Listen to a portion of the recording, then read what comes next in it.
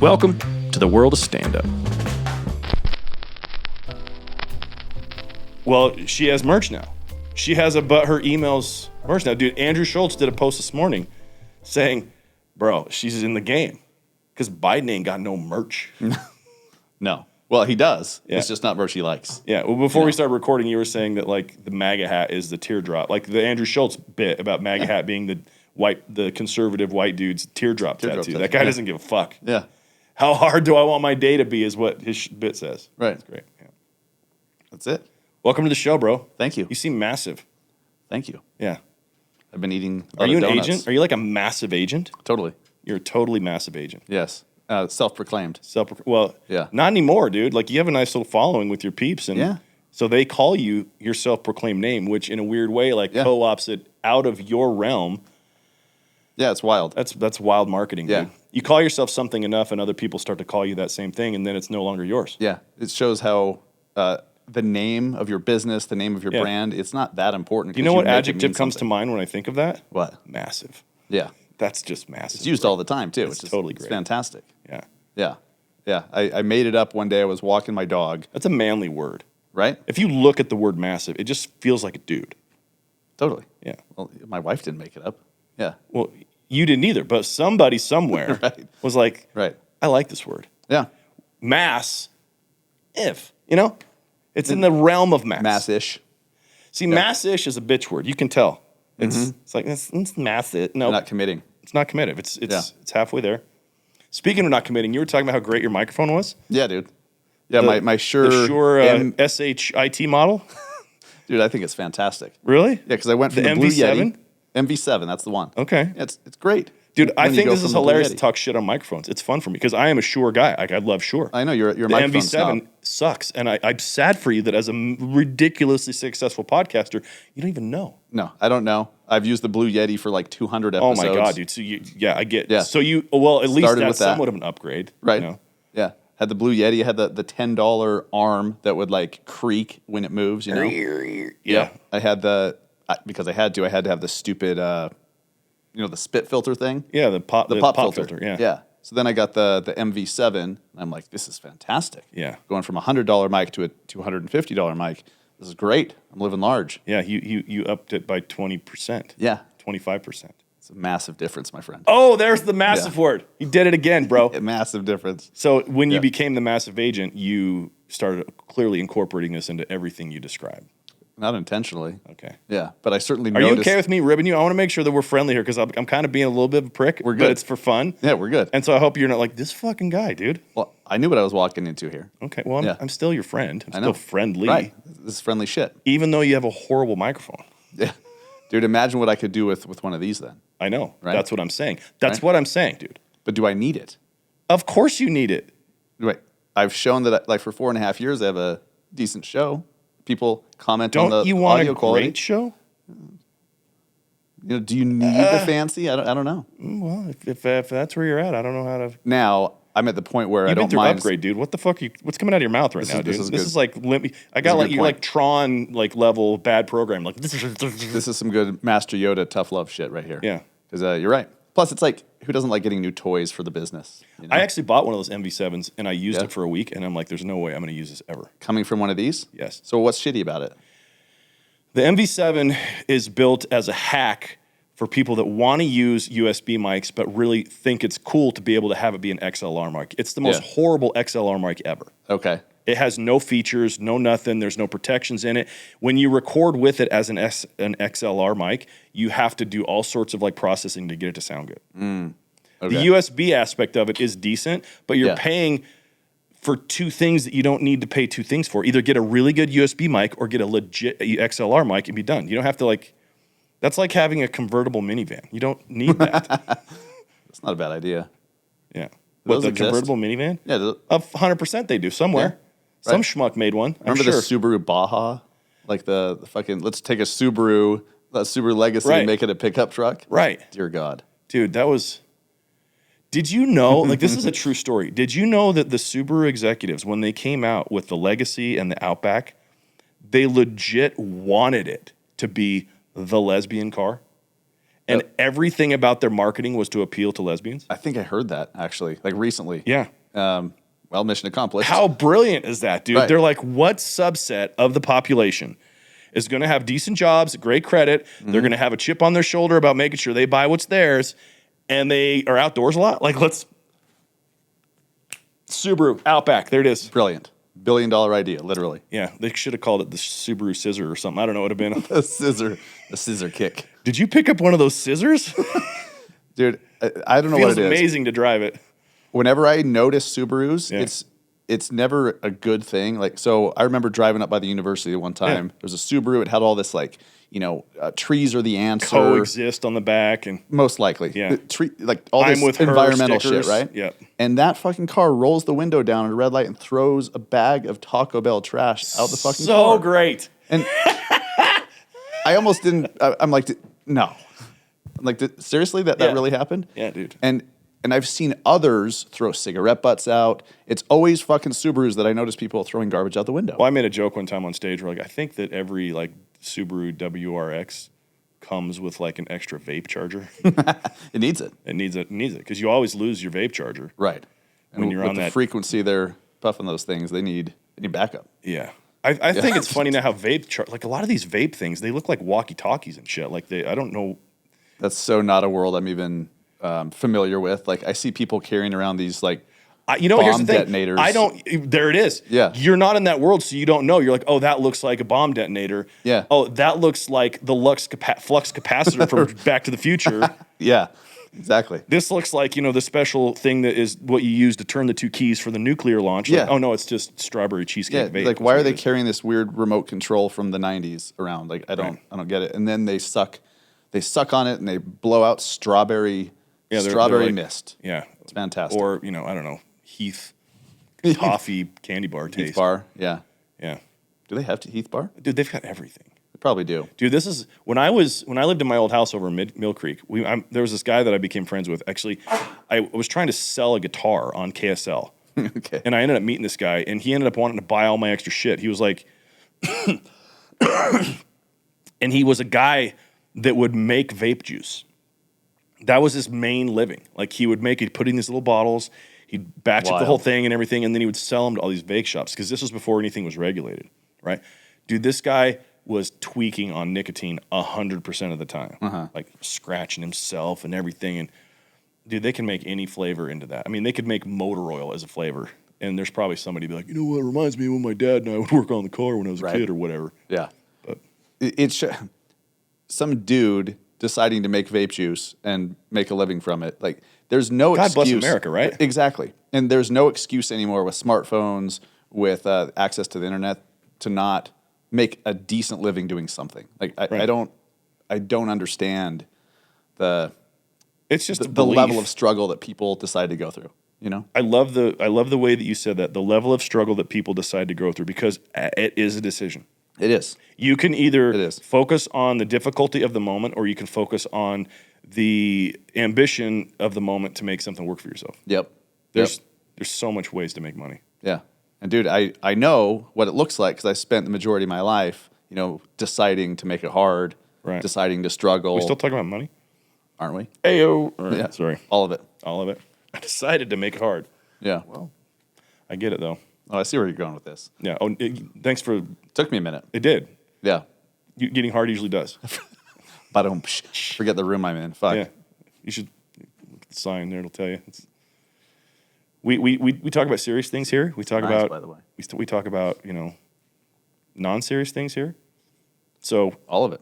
Dustin Brohm, ladies and gentlemen, my man, on the podcast. Thanks for making time for me, dude. It's an honor, dude. Yeah. When you asked me to come on, I'm like, fuck. Did you get my rider where I'm like, you have to come in a Bill Epstein and a Bill Clinton, Jeffrey Epstein T-shirt, and you have to wear your hat backwards. Totally. And you have to wear shorts. We negotiated like, dude, I got it. Yeah. We went back and forth, my agent and your agent, like our people were talking. There were a couple of sticking points. We squashed it. Yeah, and you were like, but I'm not coming clean shaven. I'm like, bro, I didn't care. Like it didn't. We're good. Right. And I was like, because it's a very controversial shirt, dude, pull the mic away for a second so we can see that shirt, bro.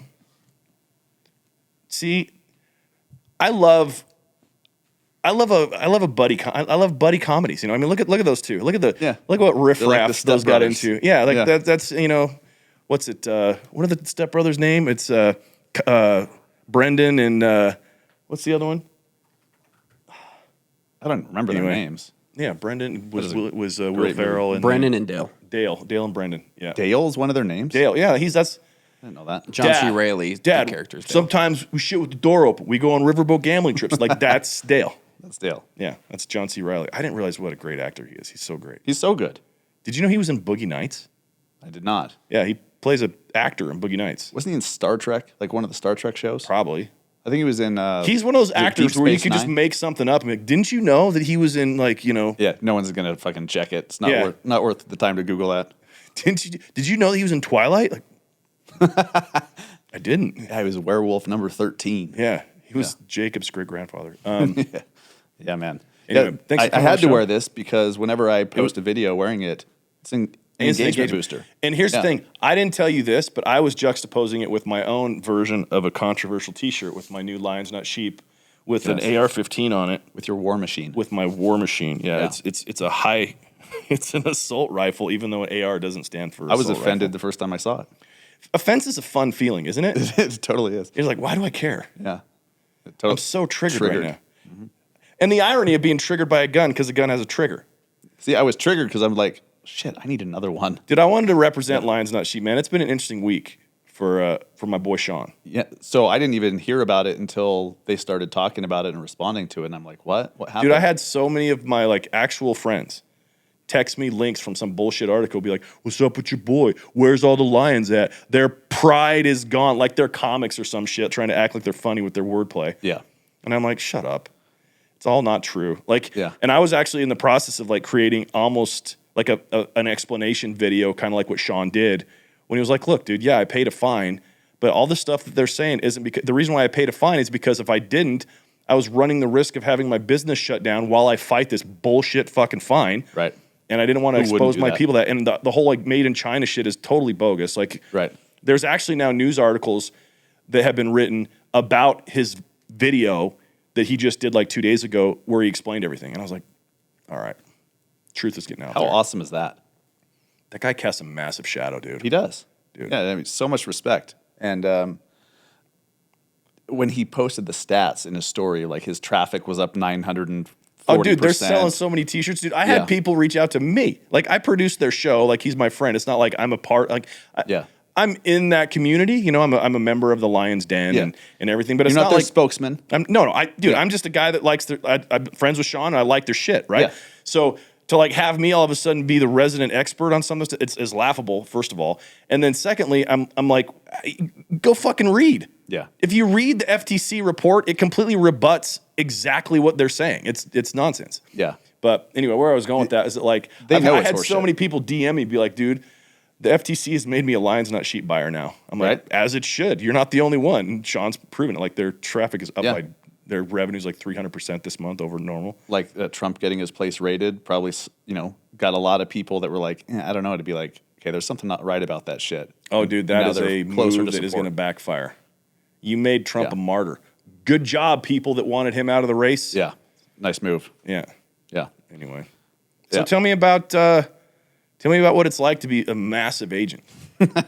Well, it's weird when you say it like that. Yeah, But it's massive, is what it is. yeah, it is. So All jokes aside, though, like you really do have like you've created this community. Yeah. You help real estate agents. Yeah. It's your content's great. Like it's all Thank you. solutions based. You're helping people overcome stupid shit that they might be dealing with in their businesses. Yeah. Where did you get started with that? You're a real estate agent as well. Yeah. So I've been why for 11 why that years. angle? Yeah. So the first four or 5 years of my career, like I just struggled dramatically. And I was following someone else's playbook, like, hey, here's how you need to do real estate as far as attracting business. And I didn't like it, didn't feel good. It was all chasing. And because I hated it, it just wasn't working for me. So out of necessity, because I was basically starving to death, I Googled like how to get real estate leads. And I learned about attraction marketing, specifically with blogging, writing articles.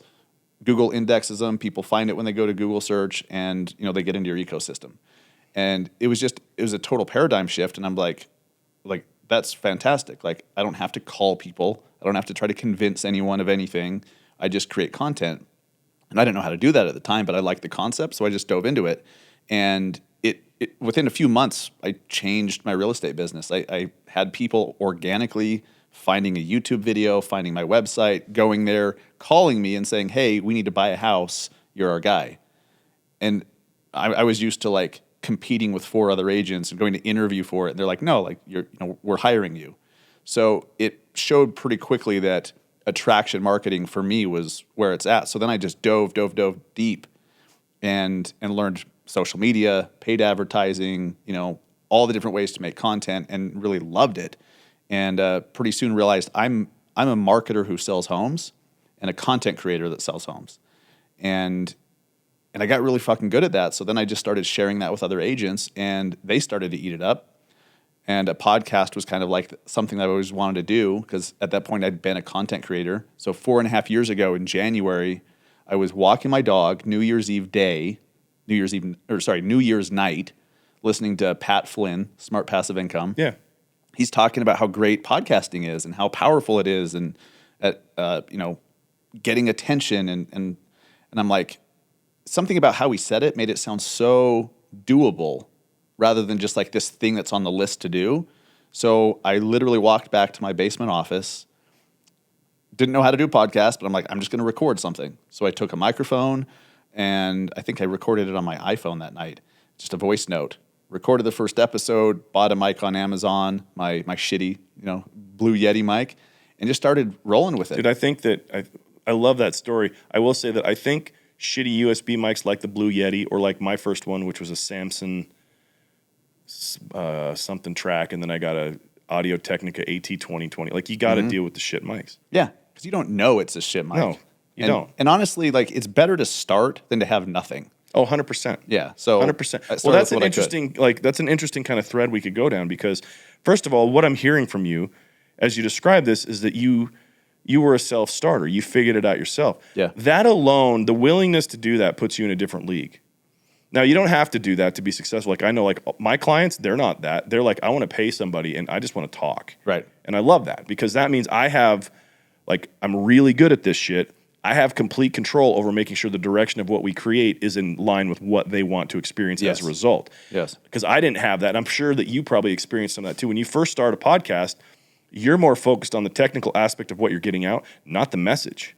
Right. Well, and you're like, you have to do both. Well, you have to, but for me, I know that, like, when you go back and listen to my very first episodes it was called Rules of Success back then. It was a great, dude, so overproduced, bro. Like, I went nuts. Like, it was as produced as like a documentary soundtrack. Like, I legit went in with like tons of sound effects and transitions and the whole shit. Damn. It was a lot. Yeah. But if you were to listen to that, you couldn't pinpoint who the avatar was. Like, who's this guy trying to appeal to? Because it was all over the place. Yeah. And it wasn't until I narrowed it down that it started to actually really get traction. And then when I did that, it started getting big. And did you have a similar thing? Have you ever gone through like a name change or a rebrand of your podcast? It's always been Massive Agent Podcast? Yep. Wow. Always has been. And so I've gotten really good from that moment. Like, before that moment, I wasn't really good at this, but I got really good at being decisive and just running with shit. Okay.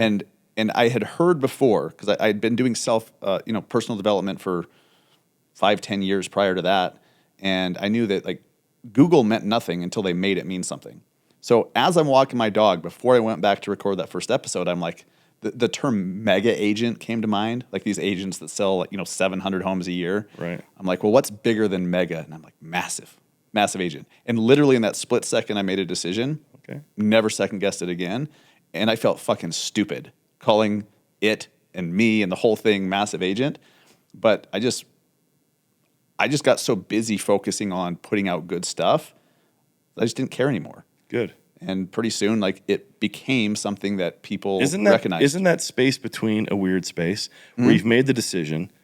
You might feel like you're sharing, like, a little bit embarrassed about it, but you're still all in. Yeah. You're making the content. You're doing the thing. It's not growing as fast as you want, but you're still committed to it. And you're doing it. And you still have to, like, maintain all the work and effort and everything, hoping it pops. Yeah. That's a weird place to be in. It is. Yeah. It takes a lot of resolve to stay in that place. That's why everybody quits. Did you know that the statistic is 7 episodes is what most people make it to on their podcast? I believe that. I believe it too. I watch it happen, dude. Yeah. And I'm sure you get this all the time. Is it too late to do a podcast? There's so many podcasts, Nope. right? There's so few podcasts that are active. Well, there's so few podcasts that are good. And good active ones, yeah. Dude, every time I have like a call with a potential client, I say to them, my commitment and my mantra is to rid the world of shitty podcasts. And the only way to do it is to make better ones. Mm-hmm. Yeah. So we're going to make one that's great. Okay, Yeah. you on board? And like I totally frame the whole thing. It's like, I'm not going to work with you unless you're committed to excellence on this. Like we are going to do something with your show that makes a dent. Because there's so many crappy, dude. I rail against Anchor FM all the time. Fuck Anchor, dude. All these like low hanging. You can do a podcast just from your phone. They built a hell of a business, Anchor. Oh, Anchor did for sure. I don't knock that hustle, but from like the bigger picture of what we're trying to accomplish, there's what 2 million podcasts on Apple iTunes or Apple Podcasts, and maybe 8 of them are good. Right. I mean, it's more than 8, but I heard. I think this was around the beginning of the year, but of the 2 million-ish total podcasts worldwide, all genres on Apple, that only like 600,000 were active, meaning that they had produced or they had published a show within the last 60 days. Only 600,000 were actually active. I totally believe that, dude. Yeah. I'll have this. So like, this is why I believe that is this. Podcast names are kind of venturing into the realm of almost like domains, where it's like, I wonder if that one's available, you know? Yeah. And we'll come up with a good name, and then I'll go search it. And I'm like, well, there is one already, but that has 3 reviews, and it hasn't released an episode in 2.5 years. Like, fuck that guy. Yeah. We're coming in hot. Yeah. Take it. Yeah, take it. Yeah, they don't own that shit. No, it's not trademarked. Yeah. But Podcasts are they're powerful, man. I mean, just getting your voice out there in general is powerful. Podcast is just a hell of a way to do it. I mean, if you have a YouTube channel that gets 10 minutes of average watch time, you're crushing it. yeah. Social media posts, if they're like going for a few days, you're crushing it. A podcast, you'll get 45 minutes of average listen time on an hour-long show every fucking week. Yeah. It's crazy. It is. Well, and that's if your show sucks. Yeah, and that's if you're like mine. Yeah. It doesn't suck. What are you talking about? No, it's a decent show, but it's not. It's dude, not like shut up, man. It's not like the clouds part. Shut up, dude. You're talking shit on yourself. I refuse to allow that to happen on my set. Here's the reality, dude. You have a very niche podcast, and for the people that it works for them. For sure. That's what makes the show great. Yeah. You don't need 10,000 listeners every week. You need fucking 50 and to have them do what you say. Exactly. Yeah.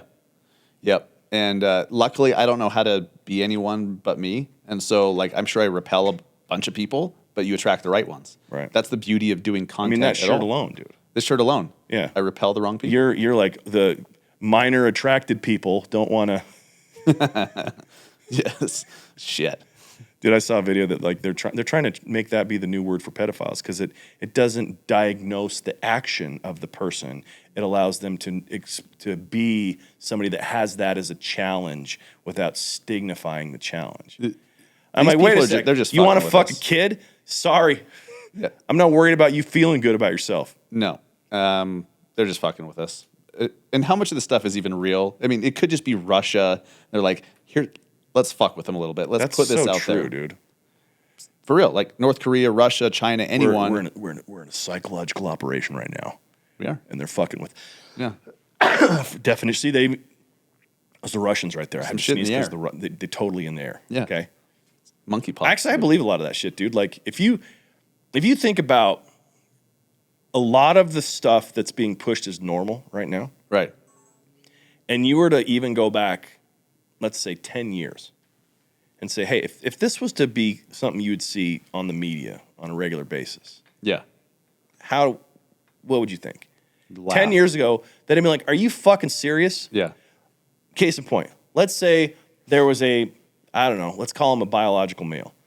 And this biological male decided to don the name of a woman and then to say that that's how he identifies himself and then was to fucking mop up every record in, let's say, collegiate women's swimming. Okay, just to say, as an example. Hypothetical. This is all hypothetical. Purely, yeah. And was to win, the championship at that level. National championship. If you were to 10 years ago explain that scenario, you know how many fucking angry people there'd be like, fuck that. That dude's a fucking cracked in the head. That guy's he's sandbagging because he can't fucking compete. Now it's like, well, we have to honor the experience. It's like, well, No, you can dress it up all you want. It's still a biologically superior athlete mopping up ones that don't have the same width, the same length, the same strength. It's sandbagging. Yeah. It's shit that we would have laughed at. And then if we really started to think about, okay, if that was really happening, no one would allow it. You know, like Right. we would just discredit it instantly. It'd be like, get the fuck out of here, Bob. Yeah. Do you Go think to the we're just too men's distracted? You think we're just way too distracted with all the shit these I think days? it's all very deliberate. Dude, I will put my tinfoil hat on for this, dude. You can watch a systematic and methodical breakdown of the core of things that allow us then to stand on the idea that a biological male shouldn't compete against biological females. And they've removed the different core things about that. I mean, think about this, for example, dude. This is going to be controversial. Buckle up, buddy. I mean, we're ready already. The table's set. Here's the thing. Okay. In psychology, if you actually like really get into like the DSM-5 and start really studying it, there is a level of personal responsibility that everybody has towards their own feelings. Okay. Now it gets a little bit kind of wonky in where that stops and where your responsibility, how much can I be affected by you with it not being my choice? There's a lot of debate on that, but the reality is that nobody can legitimately piss me off unless on some core level I allow them to piss me off. Yes. I have control over that. Yes. You could say something ridiculously offensive to me and I don't have to believe you. I can be like, fuck off. Yeah. Or I can get ramped up and be like, you offended me, right? Okay. But knowing the truth that there's a core part of me that has a decision in that is something that has been thrown out the window. If you think about the psychological ramifications of something like a microaggression, you are pissed off by something that I did on a small level, and so I need to modify my behavior to do that. It's created a generation of fucking mental midgets. Oh, totally. They cannot control their emotions. And so they put this out there that it's all this, and it's a race to the bottom. There's no way to win that. So then you have, from that, then it's like, that becomes the norm. It's your responsibility to make sure I feel good about me. Yes. Okay. And then you get into these other things where it's like, you know, in whether it's transgenderism or pronouns or the LGBTQIA community or minor attracted people or whatever. And we get in this place where it's like, I'm supposed to participate in your delusion. I don't want to. Yeah. Well, if that's the case, then you're a bigot. But well, how am I a bigot? I'm kind to this person. I don't want them to like have a bad life. I want them to experience joy and compassion and love and forgiveness. I want them to be good. I just don't need to participate in that part of their delusion. Right. Well, yeah, you do, or you're a bad person. Like, Yeah. no, I'm not. And then I go, well, prove it. And then they go, well, this part of the foundation of our core is gone. And so I just get to be an alt-right, ultra MAGA fucktard that doesn't care about people and is a racist. I'm like, that has nothing to do with nothing. And I'm none of those things, by the way. you're all of those things. Depends on who you ask. See, Twitter would probably label See, all right of those now, things, right? I could choose to be offended by you, but I'm not. I'm Right. like, oh, he's trying to be funny. You know I'm full of shit. See? The way that society's No, I know reacted is I'm to full of shit. defend That's the bullshit. bigger part. Like, we've chosen to, you know, someone's like, you're a racist. We're like, well, no, I'm not. Like, you just play into, instead of being like, fuck off. Well, and that's just- another part of that sort of core foundational reprogramming on a cultural level that's happening because you can't disprove a negative. Right. So Yeah. if somebody says you are something, you can't prove that you're not. It's impossible. Yeah. And because now the onus becomes on you to prove it, like you're in an unwinnable situation. Just like you're in an unwinnable situation if I am going to take upon myself your offense. I don't want to offend this guy. I got to tiptoe. You could still find me completely repulsive and be offended by me in my efforts to not offend you. Totally. Nobody can win. Anyway. It's a wild world. We'd like to conclude our banned portion of this YouTube video.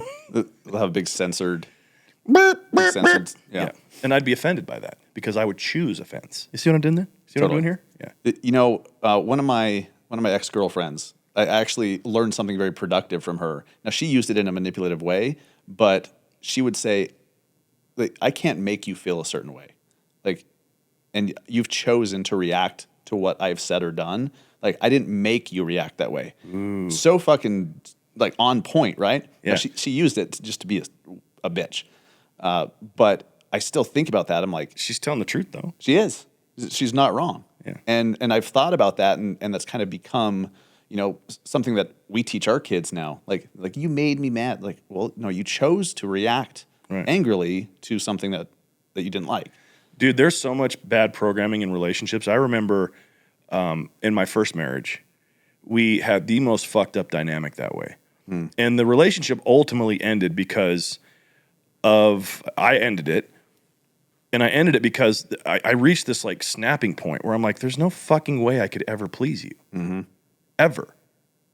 And on top of that, even if I could, why would I want to? The way you're showing up, you don't give a shit about me. It became this like power dynamic that was these two codependent idiots that couldn't get along, and so the relationship ended. Then my current wife is completely on the other side of the spectrum. She's like, why are you pissed? I don't give a fuck. Like, just really like in her own way, like kind of handles her own shit. And I remember that there was a long time in our marriage, especially in the first 10 years, where like there would be this cycle where like I would want her to participate in aspects of how I was feeling about myself, or to help me to feel better about certain aspects of myself, right? And she wasn't into it. She's like, that's not my job. Like, I don't need to do that for you. Yeah. And I would have these pity parties for myself, and then it would reach a point where we would fight. And I'd be like, you don't love me. You don't even want to be with me. You don't even like me. And then she would like play along for a little bit, like, shut the fuck up. I do. I like. And then we have a moment, and there would be a good period of time, couple weeks, where she was playing along with my delusion, trying to do work for me that I wasn't willing to do for myself. And then it would kind of go back to normal, and the cycle would repeat itself. Yeah. And it didn't really change until, I don't know, maybe 10, 12 years in, when I started, really figuring that part out with self-development, and where I was like, I had to own my own shit. Now, I also recognize that like the two extremes of that, like what I was doing and then how she was doing it, wasn't healthy regardless. And so we've been able to evolve to a different place of like real understanding. And there is a real thing in relationship as, marital needs or personal needs. And sometimes you can't meet those needs yourself. And you have to have associations with, the right people and friends and spouses or whatever, spouse, to have it work. This is Utah, dude. That's why I had to just differentiate that, because Utah, like, oh, so spouses? We're talking about spouses now? But yeah, it all comes down to the, basically you have to be able to communicate from a place of truth for yourself, and then not require the person next to you to participate in your delusion. Isn't it wild what a journey all of it is? Like, relationships, life. When I graduated from high school, I remember this feeling of like, okay, like now it's time to figure this out. Like, it's just, things are going to get easier, going to figure it out.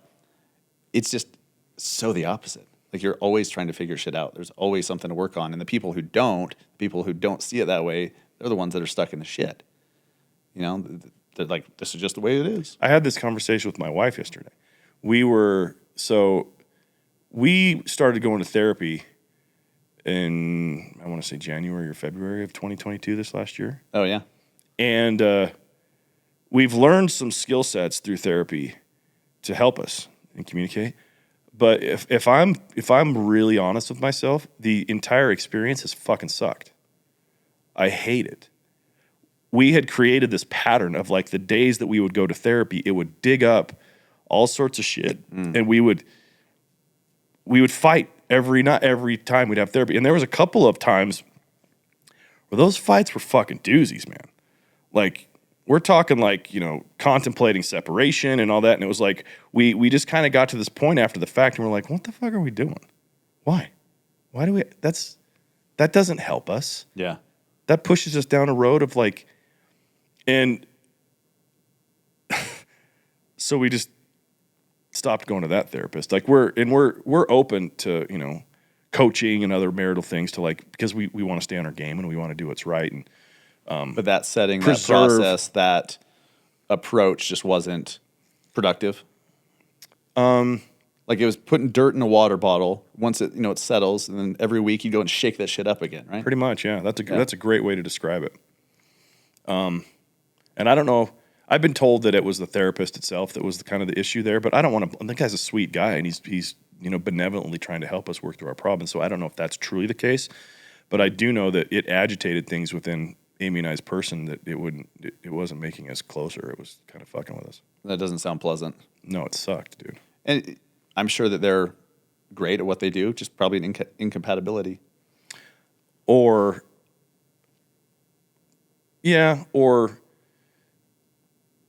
we were finally digging up stuff that we had suppressed for so long that there was a no-win situation for the therapist.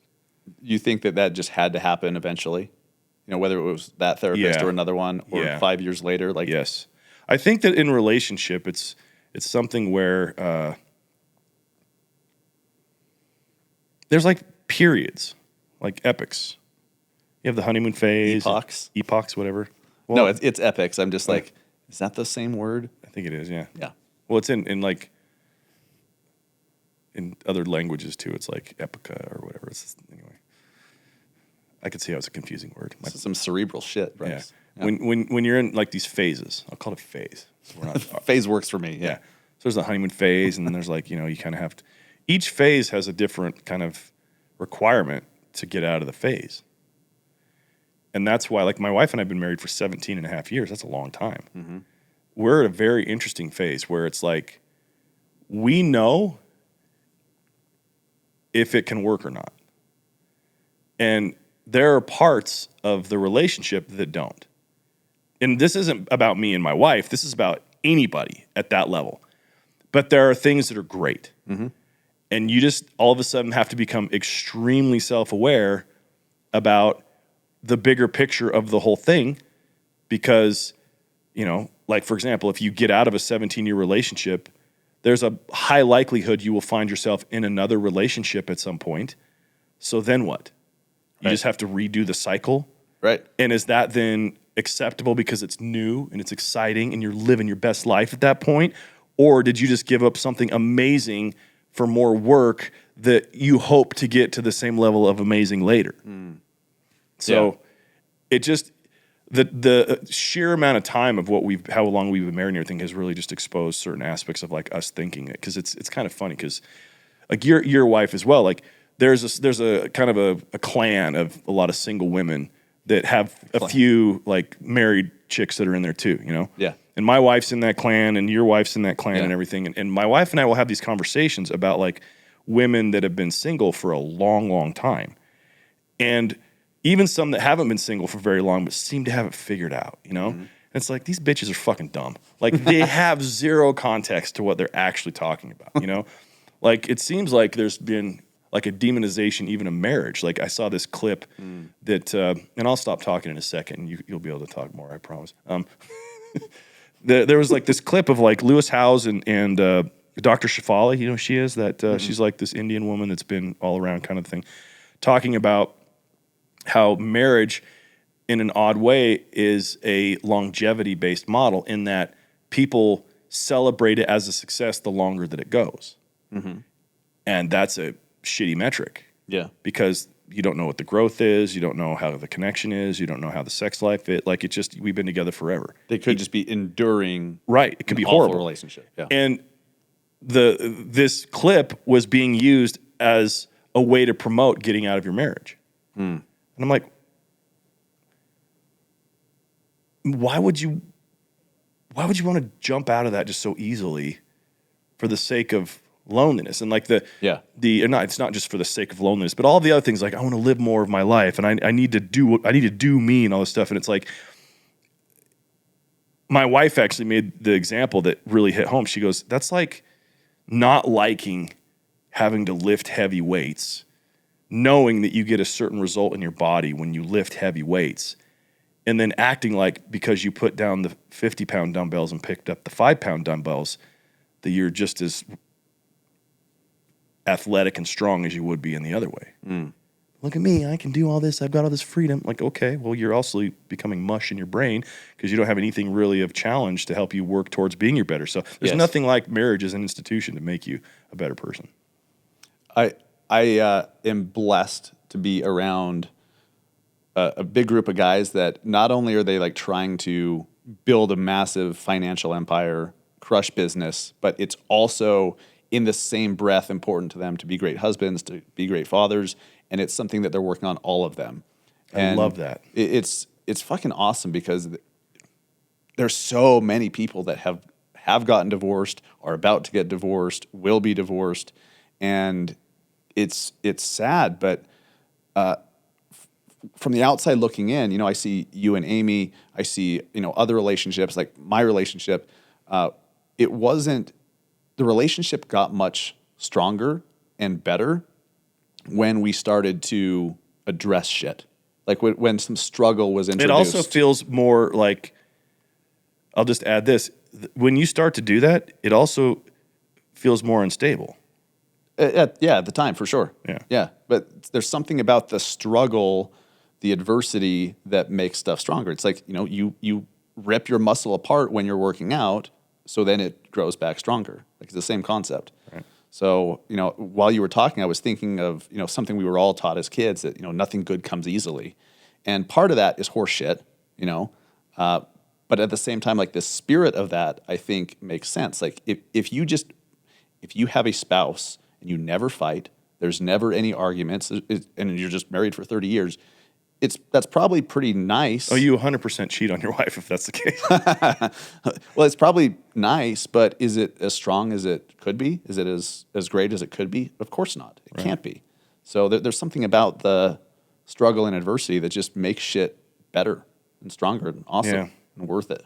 That's an interesting kind of wordplay because, you and I have both done a lot of training in this thing called Upgrade. Right? Yeah. And it's a lot of neuro-linguistic programming, mental programming. And it flies in the face of a lot of... Well, the main guy there, William, talks about, creating a life that's easy and effortless. Yes. And being careful how you use the words easy and hard and how you define them.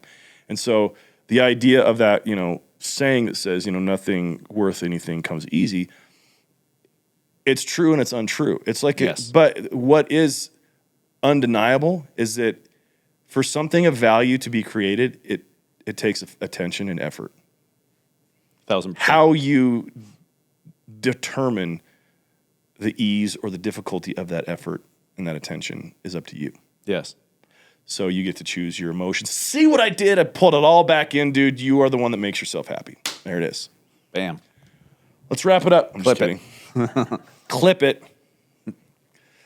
I love it though, man. So, what's kind of your MO now with everything you're doing there with the Massive Agent?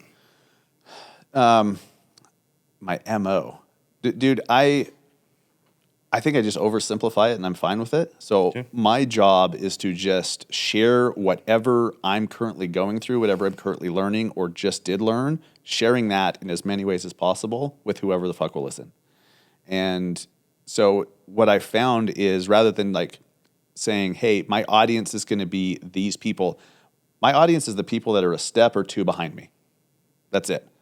And it makes it so simple and easy for me to just like do a podcast, do a video, because I'm talking to the person that I was yesterday. And I don't really know anything else. Like I'm not the brightest guy. I'm not a fucking genius, but I can certainly just speak to myself yesterday. And there's a lot of people out there who are just like I was yesterday. So being laser focused on that is really what I'm doing, and figuring out how to have more content out there in more places more often. Marketing 101. How do you be seen more often in as many places as possible? That's the game. I don't care what you do for a living. I don't care what you're trying to build, but you need eyeballs, as many as possible. That needs to be increasing. So that's what I'm working on. Nice. Yeah. So things like going on other people's podcasts and things are in that realm. And bringing my own camera to your podcast. Fucking You like that? sandbagger, dude. He brought your own camera to this Savage show. move, right? It's This about is as fucking savage gold content right here. We have 3 cameras right here, and he brought a 4th. That's right. Dude. Mine's not nearly as nice as your Canon's, though. Shit. Well, it's because you have a Shure MV7 mic, too. So That's the Shure MV7 version of cameras. yeah, so it's trying to do 2 things that it doesn't need to do at the same time. Yeah. I guess. I love and hate that a lot of this podcast has been me ripping on your gear. It's cool because like It's a dick move. agree with you. I don't need to do it. I think it's funny. No, That's my I get comedian asked side quite- steps in. I'm like, okay, this is T-ball. I just got to swing in it. Like it's just sitting there. Right. That's fine. It's good. And it's productive because you get asked quite a bit. I do too because I have a podcast. Yeah. Well, what do I need to get started? And like I tell people, like you don't need this full-on fucking expensive studio. Like just get a microphone and talk. I just give him a Rick Ross quote, man. $1 and a dream. You know, that's all you need. Right. And that's accurate. Like, that's great advice. But so is doing it right and having great shit and, having proper professional equipment. But when do you get it? I mean, well, you can buy the right stuff at the jump and spend just a little bit more money than you would have otherwise, and not have to deal with the learning process of having shit equipment. it's true. And then you could also quit, do 2 months of episodes and you're like, I didn't get any business from it, and fucking quit. Or you just pick shitty topics to begin with that nobody wants to listen to. Or you're not entertaining. Or you're boring as shit. And no one wants to listen. Yeah. So you're right. I'm right. Like, we're all right, dude. Just get started. We're all right. Yeah. Just get started with whatever the hell it is. Just jump. If you want or if you want a podcast, call me and I'll help you start. See, that's the wise move. So I did what I could at the time where finances were a big issue, right? So I had to do the bare minimum. I had to do the shit all myself. And then I grew into having an editor. So then I can just record, send it off. He'd edit the shit, upload it to my Buzzsprout, and, boom, boom, boom. And then, I upgraded my equipment a little bit, and, I did what I could. Right. Well, I'll be honest. I did the same thing.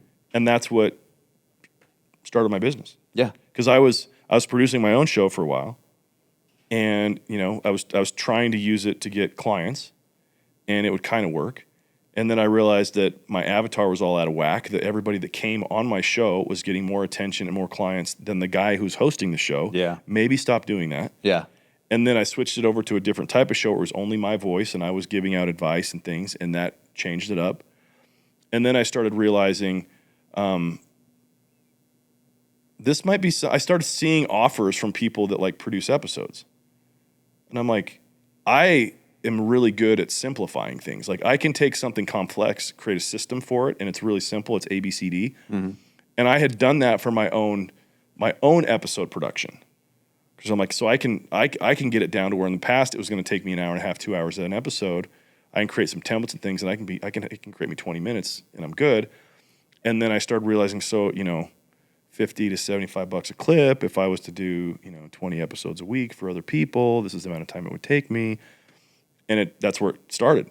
And so I came at it from an episode production standpoint.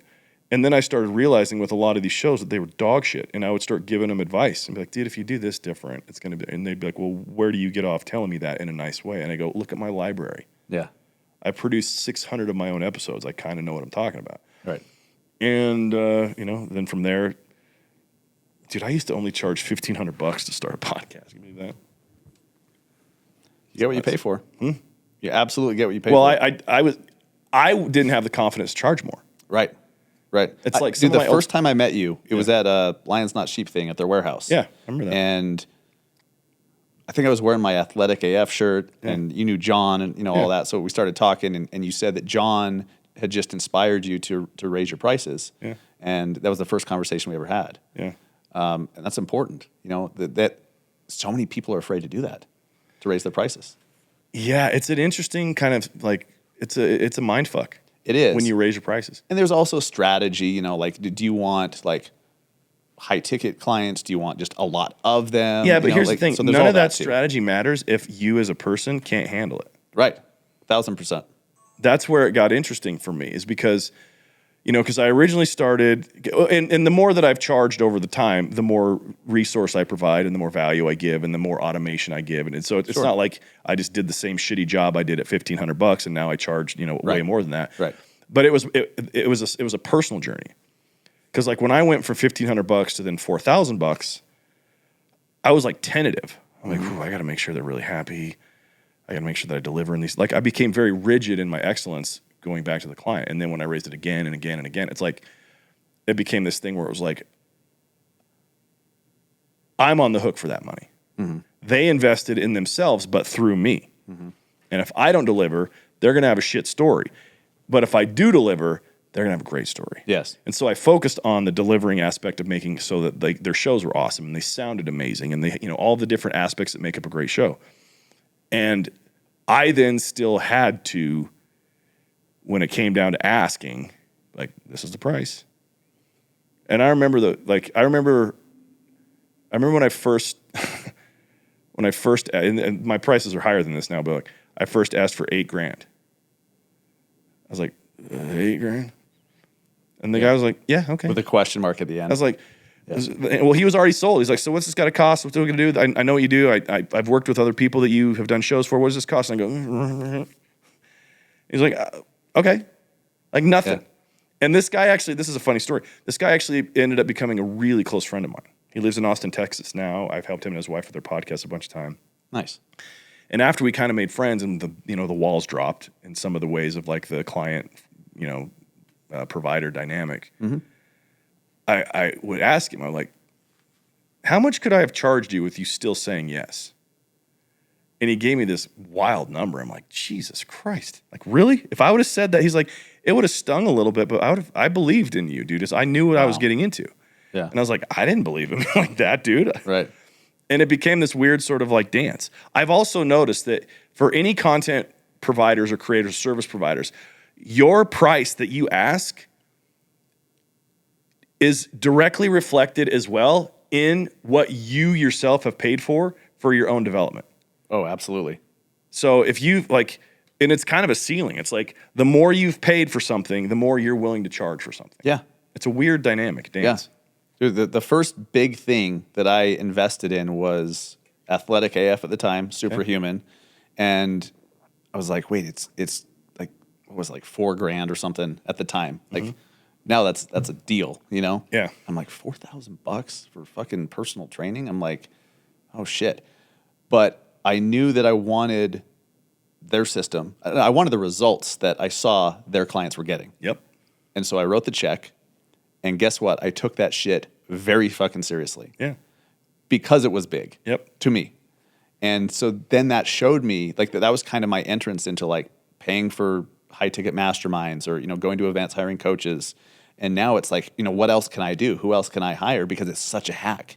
It's such a hack to just to speed shit up. Even if their information is exactly the same as this person, you're perceive it. Though. You're different. The investment you made in yourself, the energy is different.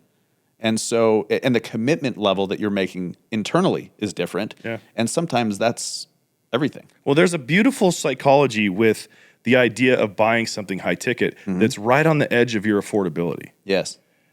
You take it serious because if it goes awry, you're on the hook for that money, dude. Yep. But if it goes well, everybody's awesome. So it's like, you're like, I can't fuck this up. Yeah. That's why pricing is an important thing. It's like, there have been times, this has been very, very rarely, and this hasn't been recent. There have been times where like I would, and this had nothing to do with podcasting. This was back when I was doing more life coaching and business consulting type stuff. I didn't have like a set pricing structure.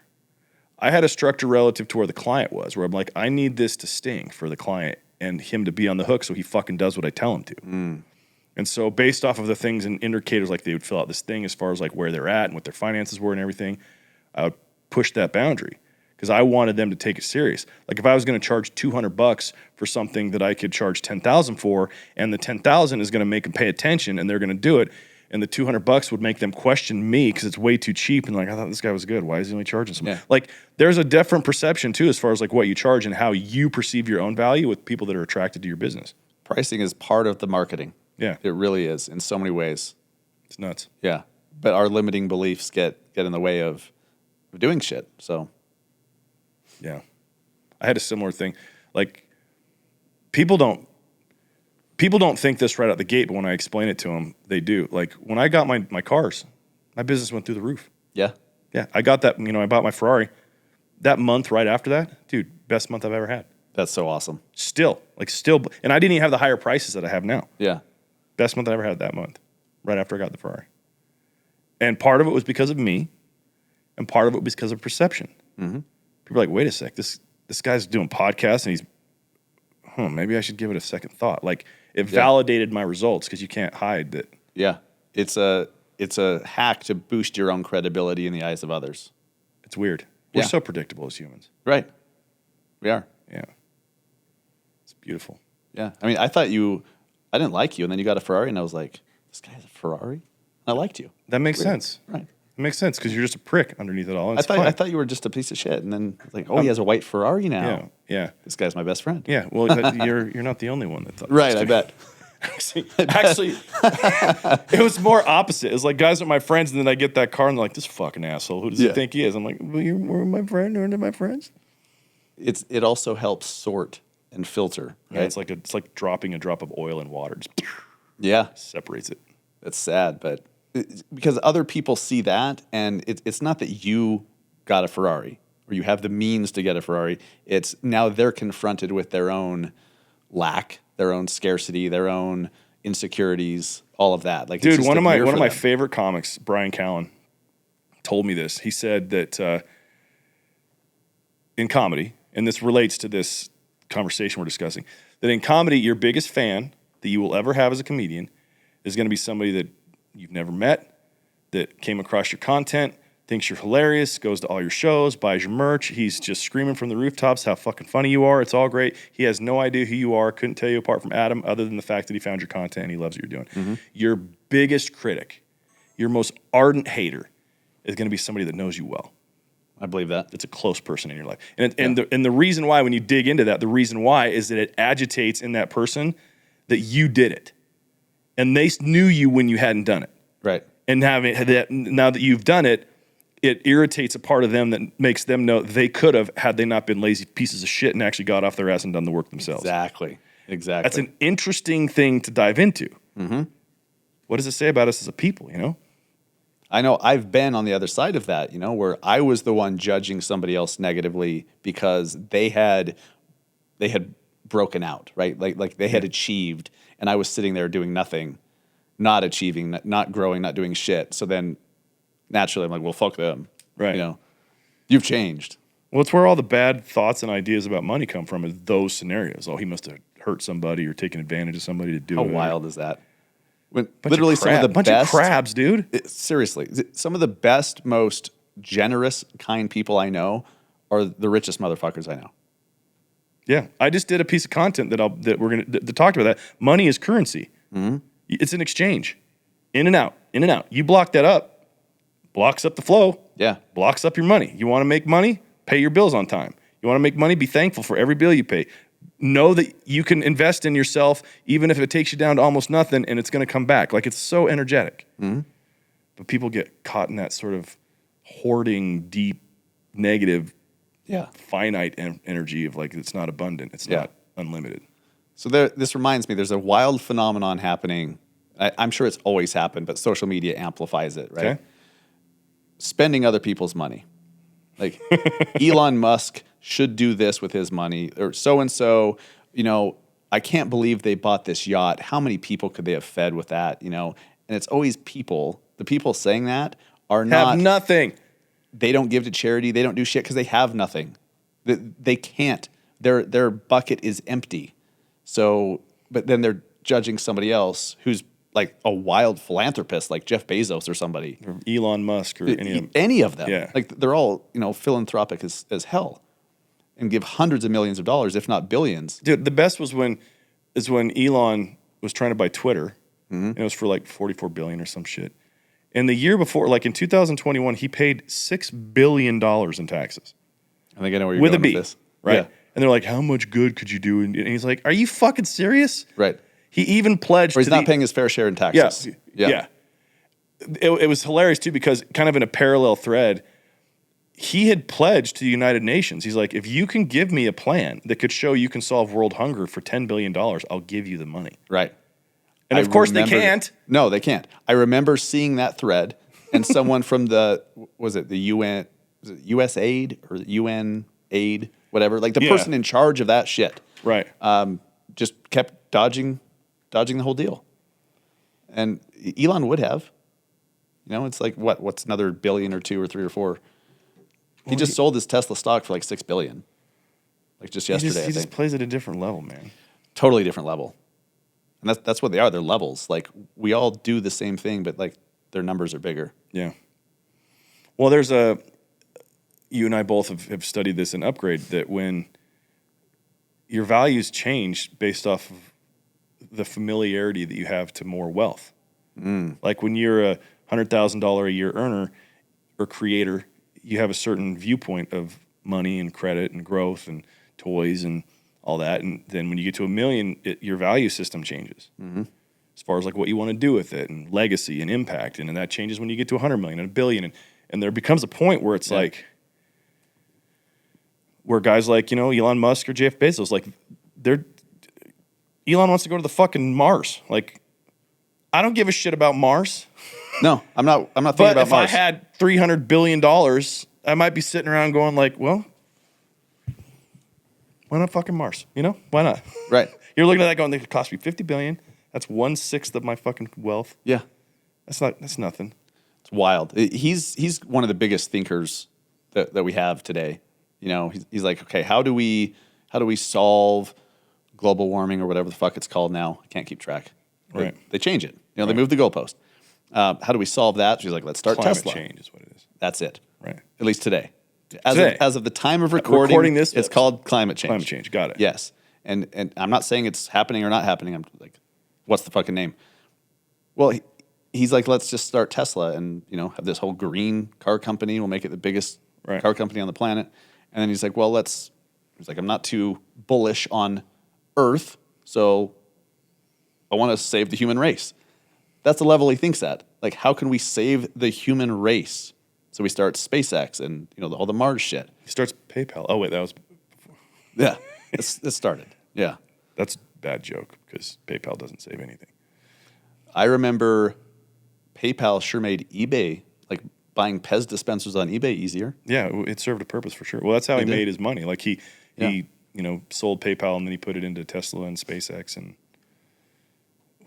he just put it all out on the line, you know. He is a big thinker and a big risk taker. Yeah. But to him, they're not risky. Like, I've heard people say he's like Tony Stark. He's like our Tony Stark. Yeah. I could see that. Without the government contracts for weapons, you know. I mean, SpaceX. I don't know who knows? Yeah. Right? If going off the Tony Stark thing, Iron Man 2, they used SpaceX warehouse to film it, and not Kevin Feige. Why am I drawing the blank? The director, Jon Favreau, based that character, the adaptation, off of Elon Musk. Really? Hell yeah, dude. Yeah. Okay. Fucking producer B with the not dropping bombs. Yeah. I love it. Hit the nail on the head with that. Yeah. Crazy. I mean, he's not as charismatic as the Tony Stark character, but Who is? and he names his children algorithms, which are weird. He's a very interesting fucker. It's Yeah. like, did you ever see the movie Grandma's Boy? Oh, dude. Was a rocket involved in Grandma's Boy? No. And then I have no idea what that is. It's a comedy with Nick Swartzen and a bunch of the Adam Sandler guys. Okay. And it's about like a video game company. It has Kevin Nealon in it and all the actors' names I'm forgetting, but basically like they make video games. And one of the main characters is this old guy. And anyway, I forgot where I was going with all that, but it was just there's a reference about Jesus Christ, I have another on-camera thing where my brain just goes flat, dude. We're gonna have to come up with like an oops or something like that. Oops! One of I'm those. so glad that I'm not the only one that does that. I lose my train of thought all the fucking time on my podcasts, on my coaching calls, like you name it. Dude, they're going to take clips from this show in like 20 years when I'm going through Alzheimer's, and they're like, we saw it coming. There were signs. Yeah. Yes. What's your name again? Where am I? What are we doing? Yeah. When did we start talking about the president? Yeah. When did that happen? Nice little segue. I don't know. All the time. Anyway, dude, I say we let's jump into our current events segment, man. You want to do that? Let's do that. What you got, B? This has got to be entertaining. We're going Okay. to talk shit on current events. So we'll do this. We can do a current event about countries. We can do health related to diet. We have superhero ones, and then COVID updates. Dude, you choose, man. Well then, okay, cool. So Warner Brothers, since they merged with Discovery, has been scrapping a bunch of DC stuff, and they're trying to go with the Zack Snyder storyline and timeline. And as you guys know, Ezra Miller is been out in the public for assaulting a 26-year-old in He's the Hawaii. Flash guy, The right? Flash, yes. Although he says, as you know. I don't fucking know. Okay. I'm learning. Yeah. Ezra Okay. Miller, Isn't he like a they, them, or two? yes, goes Okay. by he, they, or maybe it's they, them now. Anywho, How does that work? I don't know. That being said, back in April, he got charged with second-degree assault for throwing a chair at a 26-year-old girl at a bar. He also just got arrested for breaking into or having, I think it was aggravated burglary in Vermont, and is also have at the Vermont house. Child Protective Services is trying to locate the mother and 3 children who have been residing with Ezra at his farm in the state. So they are DCFS is trying to take the kids from him. And Warner Brothers does not know if they're going to scrap the film yet because it's testing well. And they spent $300 million on it, and it sets up the whole new DC universe. So they're probably going to... They can't bag it. Are they going to cancel themselves here? Dude, they got shit, what it sounds like. They got 3 options. So the 3 options that they're going for right now is Ezra the director? No, Ezra's the actor. Ezra's the actor. He's the Flash. He's the Flash. Okay. So the new CEO of Warner Brothers scrapped Batgirl, which was $90 million. Wow. This Flash is going to be messing with different timelines, kind of like Spider-Man No Way Home. Right. For DC, it was supposed to bring back, why am I forgetting his name? Who was the Batman that was in Batman and Robin? Michael Keaton. Bringing in Michael Keaton, Ben Affleck's Batman, a bunch of different stuff. So they have 3 options now. Ezra Miller gives an interview explaining his erratic behavior and does very limited press. He plays no part in the film's production, and the role gets recast, or they completely scrap the film for tax write-off purposes. Dude, I think everybody loves a comeback story, and the proof that Shia LaBeouf still has a career is proof that this kid could be okay. Because he's doing Shia LaBeouf shit, dude. He's fucking losing his shit, getting drunk, being like assaulting people. That's Shia LaBeouf right there. Does he still have the camera set up? I don't know. Remember when Yeah. It was in New York or something, right? Yeah. Wild. And you listen to Shia LaBeouf interviews now, he seems like the most calm, level-headed dude. He's still a little bit crazy, but way better than he was. He said he stopped drinking, which is probably good. So yeah, I say they don't scrap there's no such, if we've learned anything, there's no such thing as bad press if you handle it right. And apparently the movie's testing well, and it sets up the rest of the universe, dude, so they're on hold. If you're looking at this, this is what those executives have to consider. They're not going to scrap it. They're not going to scrap it. $300 million, that had to come from somewhere. So they're on the hook from some investor. It's not their own money. It never is. And if this kid's a charismatic actor, he does a good job at the role. If his personal life is shit, use it to amp up the movie. However, Twitter, which who gives a fuck? This is the time when they could be like, look, we're not scrapping it, Twitter. However, me personally, I don't think that he's the greatest. The Flash character is like a jock dude, and his running form is awful. So you can't be the fastest man on earth and you're running arms out. So what do you say now? He runs like a they? Oh. Right? Is that... Dude. I don't know. I don't know the rules. This is what you do. You make it so that you can't scrap it because he's a marginalized character, man. Like he's high on the grievance hierarchy, man. The fact that we're talking about this shit shows that they're going to get more attention. Yeah. More people will see the fucking movie. He's going to be a massive movie star still. Because honestly, I didn't know about any of this. Yeah, none of it. I'm a super. Did you just say it was massive? Fuck, that's on brand, dude. Right? See, it's burned into my brain. This fucking guy. This is great. The branding master. Yeah, I think they keep it. They give him a chance to tell a story. They, get him into rehabbers. They do something that like has it show like a massive effort on his part to fix his shit, and then they'll be embraced because he's a he they or whatever the fuck. Like you're never gonna see one of those parts of our culture on the cross yet. It's too early. Mm-hmm. This is true. Plus, there's so many people that go into making a movie that big that you don't want to scrap it. 300 million, and it's pivotal in all the future. It's setting everything up. Yep. Yeah. They're just going to use the whole drama, as they should, I guess. Yeah. Dude, it's perfect. Wild. Yeah, they're never going to ostracize a he they. It's too soon. I love that you said he doesn't like his running form. I know, dude. He's a horrible Flash. His running form sucks. You're the fastest man on earth. If his hip gait was different, he'd be so much faster, Yeah. He needs bigger feet. He's not striking the Those balls. calves of his are fucking weak. He's going to blow an Achilles. We know it. See, this is real shit. This is, this is, what's the fucking word? Meritocracy. Yeah. Right? You got to earn it. Yep. I don't care who it is. But yeah, if they look like a jackass when they're running, like if you've watched the Justice League, so he does a good job at the role. I mean, I know that there's a lot of shifts in this Marvel DC stuff where like the character as people portrayed it in the comic book or a different adaptation, they take a completely different direction. I mean, if you look at like the Batman, the most recent one with Robert Pattinson, total different take on the Bruce Wayne character making him loathe his wealth and making him just be this total fucking weirdo loner, not high on all this like government, researched cool toys, but like he's got like weird shit that he made himself. Like it's a totally different thing, and it worked. It totally worked. Yeah, they actually based it off of Kurt Cobain. That's why the main song is Something in the Way. Is Matt Reeves, the director, was like, didn't know that. If you how would you act if you're in your 20s? You're doing this thing where you're taking out. The line is "I am vengeance." Is every single person he beats up, he's taking out the anger from his parents being murdered on that individual. So he said, how would a 26-year-old Bruce Wayne who doesn't want to be in the spotlight, how would he react as somebody who's just been in the limelight his entire life, or as a movie star? So they based it completely on Kurt Cobain and kind of gave that spin on it. It's really interesting. So is his girlfriend going to kill him later on? Hey, yo, fuck you, Courtney Love. All right. What's up next?